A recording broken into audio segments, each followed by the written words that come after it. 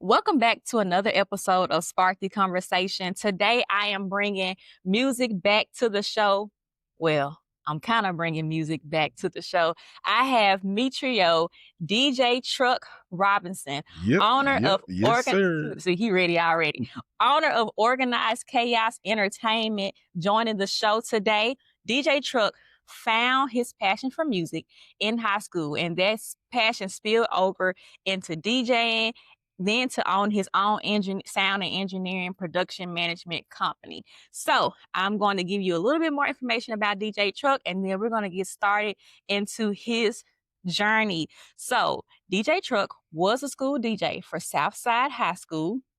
South Memphis. See, I'm North Memphis, so we're going to leave that alone. Started as a DJ and then started working security at Plush Club, and then was a bodyguard for celebrities, and then eventually went back to DJing. He started his own sound and engineering company, Organized Chaos Entertainment, and he helps with the events throughout the city of Memphis. And then he is also the director of events and entertainment at Christian Brothers University. So DJ Truck is going to tell us his story about how his love for music led him to become a DJ, then to own his own production company, and how he helps steer up and coming DJs as well in the right direction by providing that mentorship that we all need in this life. So, DJ Truck, what about music made you want to become a DJ? Honestly, it started when I was a kid. My dad was in the music industry. He actually worked with the Memphis-known barcades. He started, it's like about 15 to 16 years old, working with the barcades. And being around it, going to studios and seeing everything at a very young age, I saw the effect of music and how it had on people. So I decided, hey, I would love to be a part of it. And so growing up in a church and singing and everything else, I was like, hey, I can start doing it. So music has always been my passion in my life. And I love music too. So for y'all who've been following me since I was on the radio, that's why I said I brought music back to spark the conversation. It's because I went full podcast mode. So I'm excited to have a DJ on here.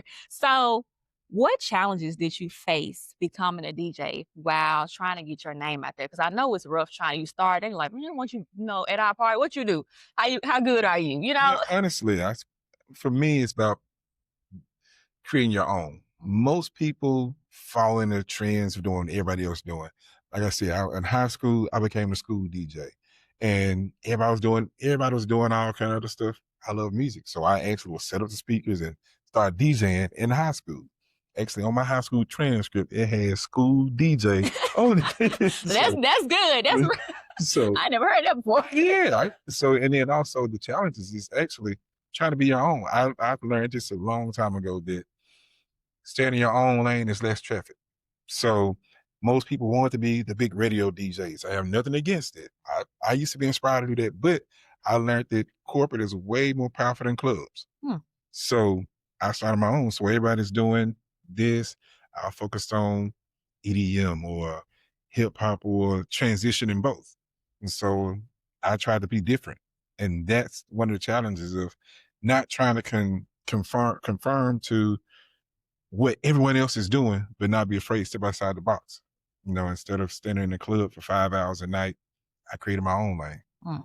So the challenge is, again, sometimes it gets lonely or trying to figure out your own thing, but when you see everybody doing certain things, but then when you find your own niche, stick with it. And like I said, that's what kept me different and create my own lane. I like that. So, like I said in our intro, you went from DJing to become a security, and then being a bodyguard for celebrities, and then going back to DJing. What led you back to DJing? Okay, well, music is always so that. Plush Club used to be one of the biggest clubs in Memphis, 380 Bill Street. And I started there working under DJ Houston and Nate Boogie. I saw them DJing and I was like, wow, just being able to control a crowd of 1,000 to 2,000 people every Saturday night while being live on the radio, and it was just crazy. And then me being a security guard in there, just seeing all that, and it was just amazing. So, music has always been my passion. And so getting out of security because again, it just got a little dangerous and just not safe as much as they used to be. So instead of standing up all night securing the crowd, I started, hey, let me start DJing for you some of the events, filling in for certain people at certain times. And it was just an eye opener for me. I'm like, hey, I made more, a better environment, and it's something I already love to do. It's amazing. Like you always go back to your passion. Like I don't care like what you do. You may like pivot. Is I'm gonna try something different, but your passion is your passion. You always find your journey back to it, and so that's important for people to know. Like sometimes you can pivot. It's nothing wrong with like changing to try something new, but it's okay to go back. That doesn't mean that it didn't work. It's just that that wasn't what you were passionate for. You always came back to music. Yep. So now let's get to Organized Chaos Entertainment. OCE. OCE. How we start that, DJ Truck? So Organized Chaos was an idea came up with. I was working with 100% Audio, Courtney Sample, MacMan. He was one of the biggest engineers in Memphis. He did everything, and I came under his wing, and we started working together doing a lot of events. He was an engineer person. I was a business person. So I got my degrees in business and everything else. So instead of competition, we just worked together. It was like, well, hey, I get this, you get this, let's merge together. So then we came with the idea, hey, Organized Chaos. And the reason how I come up with that is when you go on a stage, you go to an event, you see a million cords and wires and all kind of stuff. Somebody else, it's chaos, it's wires everywhere. But for us, we know exactly where each line goes. It's organized for us. So we see from a whole other lens most people don't. So that's where the whole concept of Organized Chaos came from. And we just started branching off to doing all kind of events from almost anything that goes on in the city of Memphis and surrounding areas. We get the call for it. Wow, that's big. And you built that. So let me ask you this. So by you being a DJ, was it hard for you to get those bookings for Organized Chaos Entertainment? Or did your name alone stand like, okay, we know DJ Truck gonna come through with it? Was it difficult getting business at first for Organized Chaos? A little bit of both. What happened was honestly trying to well, as a DJ, people knew I had good sound and going to different places and starting to just implement plans to do more. And one person hear about it, oh, I booked this person, next person, I booked this person, and name just started ringing around for everyone. So now, I mean, we get calls almost every day about inquiries for sound, and we need lights. So I started, hey, sound, lights, entertainment. So you can't have a party without the sound. I mean, you can't have a good party without lights, and then the entertainment, DJs, live bands. You can't go without any of those. Most definitely, because music is universal. Yep. Like you're gonna have a good time with music, and like you said, you can't have a good time without music. Lights, you need all of that, and you provide all. It's amazing how you provide all of that for the majority of the events in Memphis. Like that's wild. Yeah, we work with Curtis Givens a lot. Do all his events. Cynthia Daniels and company do all of her events. We are the preferred clients for engineers for National Civil Rights Museum. Do a lot of different things. We actually just did some with St. Jude Classics this past weekend. Wow, So that's big. and we work with a lot of preferred DJs. So mostly every DJ that does not have their own sound, they call us to do it. Even the Grizzlies. Wow, that's amazing. I told you when we talked, Cynthia Daniels was actually my professor. Shout out to Cynthia Daniels, aka Professor Daniels, because she was my professor in entrepreneurial media. And actually, that's how Spark the Conversation started. But that's another time because one day my journey will need to be shared. But right now we sharing DJ Truck journey. Yep, yes, so sir. let's tap into the mentorship. Let's tap into networking in the music industry. How important is it for networking in music and in production? Networking is one of the most the biggest thing that you need to do. I have this saying that people say they chase the bag, but I learned don't chase the bag, it chase you. because what happens once you start networking, your network will become your net worth. So when you surround yourself around those certain clients or certain people, their business partners become your business partners. And that's how my name started to ring in so many different places. I never forget, I was in my office one day, I get a call, Spotlight Production, Fabian Matthews called me, hey, I got a client that needs microphones. The client was actually the CEO of St. Jude for a quick event. And so it's like now I started working with St. Jude, same thing with Civil Rights Museum. They needed a client, someone referred me to them, and I've been working with them for almost 8 to 10 years now. So it's your network is a major, major part of it. Mm. So I'm sure you mentor other DJs. We talked about that when we talked and had our conversation prior to why is mentoring other DJs they're following practically in your old footsteps. How important is mentoring them to you? It's a big part because the thing about it is so many people feel like they got to get it out the mud or got to start, but some people need their stepping stool. Yeah. Some people need to have someone to look up to or have those skill sets or to shadow somebody. Because again, someone gave me the opportunity to go in and to do certain things for different people in different places. So it needs to be the same thing done for those people. So what advice would you give them, like, that are starting up, trying to get gigs, or like you said, like we talked about, trying to get your name out there? What are some do's and don'ts for DJing? Like, drop us some nuggets for up and coming DJs out there. I say this. Now, this is no disrespect for certain people. Don't take everything that's given to you. So many people just say the standard rate for DJs, just say it's $100 an hour. You have so many up and coming DJs undercutting everybody. Well, I do it for $25 an hour. I do it for this. And then you're lowering your own standard just to get your name out there. So many people do that. And it causes some conflicts. And there's been conversations all over social media platforms about this same thing. That's one thing. Second thing is, as said, know your worth. If you're gonna stand up and DJ for hours and hours and hours, if you're good or even you're not good, and be able to take criticism.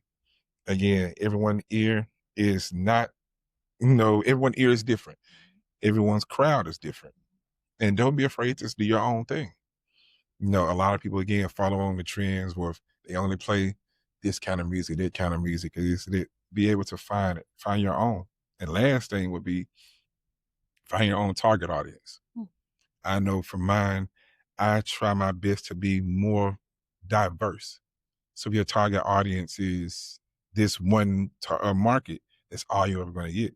But if you try your best to be diverse, it's going to expand your DJ skills a whole lot more. So just imagine if you had a DJ a party for 4 hours, well, clean music, and you can't just do number line dances, so you have to be able to be diverse a lot of times. And that's what a lot of people lack in it. That's true. You got to be able to be diverse. So let me ask you this, DJ Truck. So would you say, in your opinion, like, not as DJing natural, but should you like get a mentor to develop? If you like music like me, I'm not a DJ. I just was on the radio. I have no DJing skills at all. I just love music. Would you recommend someone like go to school to be a DJ, like to learn all the technical stuff, or find a mentor like you and say, okay, I'll teach you the technical stuff? Or is it both? I would say you may not have to go to school, but it's really good to find a mentor and get those skill sets. Because right now, with the way social media and YouTube and everything is, you learn a lot. But the thing is that hands-on experience is something that no class can teach you. Being able to be in a room doing great or messing up. You go in the room and the crowd's not doing that at all. You learn from that. You learn from that experience so much better than sitting in a classroom trying to mix or something like that. And the second thing is have different mentors. I know several DJs, and one DJ I know for sure, Nice Life.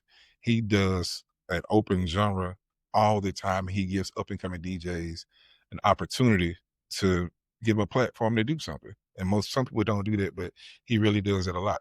Actually has an open genre coming up for 901 Day. Wow. 901 Day is coming up. There's a lot of stuff going on. You putting on for that? I have about 8 events that weekend. Woo! Starting at Friday, we have events going on from Friday all the way to that Monday. Wow. About 2 to 3 a day. So organized chaos, we roll in that weekend. DJ Truck ain't playing out here in Memphis. Let me ask you this, DJ Truck. Like up and coming DJs, they're trying to do their thing. What would you say to encourage them? Like, you're not gonna get it right every time everybody not gonna feel the vibe with your music. What would you say to them to keep encouraging them so they won't feel like this not for me because they weren't dancing all night or the crowd just wasn't feeling me? Because sometimes you may get in any type of occupation, if it's not going the way, you may be like, man, they weren't feeling me, and you may feel down about themselves. What advice would you give a DJ that may have a bad night? In the words of Luke Skywalker, don't stop, get it. I mean, seriously, don't stop. I had to DJ this past Saturday night, and it was St. Jude Classics in a ninth hole on the green in this really, really, really south end, very prestigious neighborhood. And you had one group in this far corner wanting to hear Dolph and Cardi B and everything else, but then you had this other group wanting to hear Cha-Cha Slide and Old School, and you had another group that want to just hear the live band. So in my eyes, I'm like, some people were dancing, some people weren't, some people were having a good time, some people looking like, so you're not gonna get it right every time. Yeah. And you can't satisfy everybody. True. I always say, whoever the client says, that's what you do. So many DJs get stuck in their own thing. Well, this is what I'm gonna do, this is what I'm gonna do, this is what I'm gonna do. Now, sometimes you do what the client says, do. That's true. And that's what makes you go a long way. That's true. I love that because I like how I want to touch on something that you said, and this you recently said, being diverse with your music. You have to be open to all different type of genres of music because you never know who you're gonna play for. Like you said, at the St. Jude Classics, you had different type of people that want to hear different things. You may go to a corporate event and you might have to play something that's not rap or hip hop or old school R&B. You might need to play some country. You never know what you might need to play. Let me tell you a story. A few weeks ago, me and DJ One, we did an event. And when I tell you, I don't know their age. Let me just say, I know they were about, both the people were like 70 and they were getting married.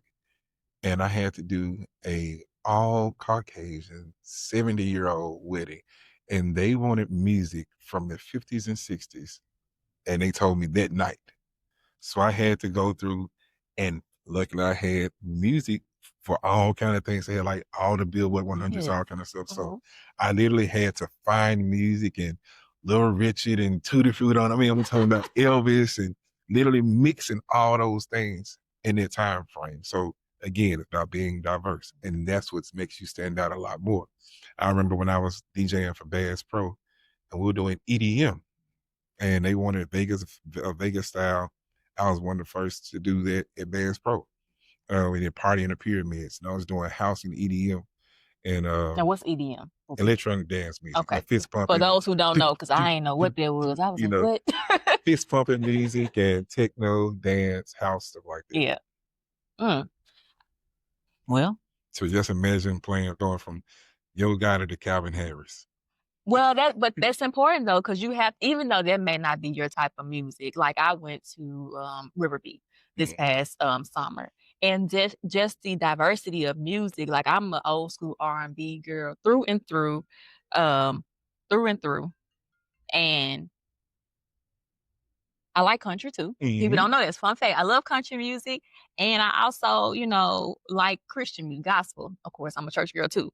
But you have to but going to that festival, hearing rock and hearing like, I don't want to say folk because I don't know what genre they was. It was different. It was different for my ears, and but it expanded my horizon. Like, you know what? I'm into this artist. I'm looking at them. I'm like, I'm gonna put this on my playlist because you never know until you actually sit down and listen, and you might enjoy it. And it broadens your horizon so much. Again, like I love alternative music, Blink-182, Avril Lavigne. I like all of those genres of music. But the thing about it is, I had to be exposed to it at one point. And if you only stick to your rap, Memphis rap, same kind of thing, and doing it nonstop, you limit yourself and you limit your opportunities. I've been able to DJ I've been DJed in Mexico, DJed in Jamaica, DJ all over the world because of the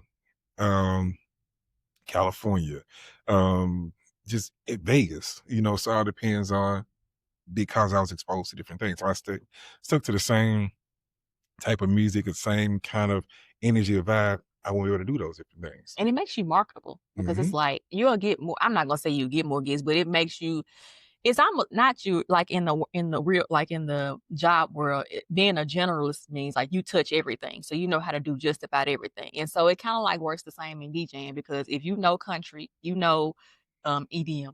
That's it, right? Yeah. If you know that, if you know rap and hip hop, old school rap and hip hop at that, and then if you know R&B, and you get a gig to say, I want you to play folk, you ready. You're not caught off guard. You're not like, who a folk artist? You kind of, already, like, I can do this. Pull out some Cotton Eye Joe. Where did it come from? Where did it go? So you got to be able and ready to do those different things. And again, that's what makes a good DJ. Again, like I said, it's been my passion, and giving the opportunity to other people to do it now. I don't DJ as much as I used to, but because I'm so busy doing the production side of it. And again, that's one of the major things about it, because if you can do the best DJ set, if nobody can hear you, what's the purpose of doing it? So you got to have the quality of sound. And that's what I focus on now more, because of so many DJs do so many events, but have terrible sound systems. Or the club, you can't even hear, all you hear is no bass, and people get mad because there's no bass. So you got to have that good quality sound. Do you miss DJing, DJ Truck? Sometimes I do, but again, when I need to, I come back out when needed. But I have a saying, and this is not against nobody else, but it's like, if you are easily accessible, your value goes down. So for me, it's like, if I'm out every weekend in a club DJing and everything else, why would someone pay my rate to come out? So that's how I am now. It's like, if you want me, you need me to pay for it. And I will come out and do everything you need, because I don't just give you a DJ, I give you an experience. Huh. So, but like, again, I'm more on the entertainment side, the production side of it, ensuring that every client receives excellent customer service, that everything they want, they need, and they desire. So if that's me DJing or me having 10 DJs under the company, like I said, so I've actually worked with almost every DJ that's under my company to ensure that they have everything they need. And like I said, with some people like the streaming services, I have nothing against it. I use Tidal and all the other music things all the time, but having the actual music downloaded on your computer or hard drive, whatever you decide, that's the main way to go, because all it takes is one time for the Wi-Fi to drop or your signal drop, and all your music is gone. No more music. It's over. Let's now wrap this up, DJ Truck. Do you have any final words before we close out? I would just say, realistically, follow your dreams. No matter what nobody's tell you to do, follow your dreams. People used to say, I'm not a good DJ. I didn't do this. I want to do this. I didn't let this stop me. I've went other places, and the same people that said that they're paying me now. Another thing is, like I said, stay motivated, find your own lane. And I would tell my whole team, if you stay ready, you'll never get to get ready. So always look for the up and coming things, find different things that you're normally not used to. When you go outside your comfort zone, that's when you expand your horizon a lot more. So you stay ready, you never got to get ready. DJ Truck says, stay ready, so you ain't got to get ready. I say that too. Thank you for joining this episode. Subscribe to my YouTube channel if you haven't already done so. You can also listen to me on YouTube Music. Follow me on Instagram at @spark_the_convo. And then you can also follow me on Facebook at Spark the Conversation. DJ Truck, you want to drop your socials as well? at DJ Truck Robinson. Facebook is DJ Truck Robinson. Hey, you can see me there.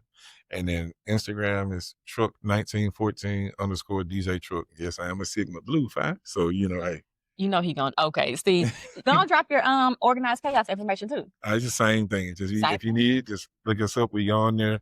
Organized Chaos 901. You can find us that way, or like I said, DJ Truck, and we'll make sure you get taken care of. We have a lot of upcoming events, so I make sure Spark has all the information as well, because we're about to make some major things happen in the next few weeks in the city, from 901 Day to our grad chapter is having a big weekend, and we get ready for our Blues and Blazers event. So, and we got some special guests coming this time. So, okay, shout out to the Sigmas.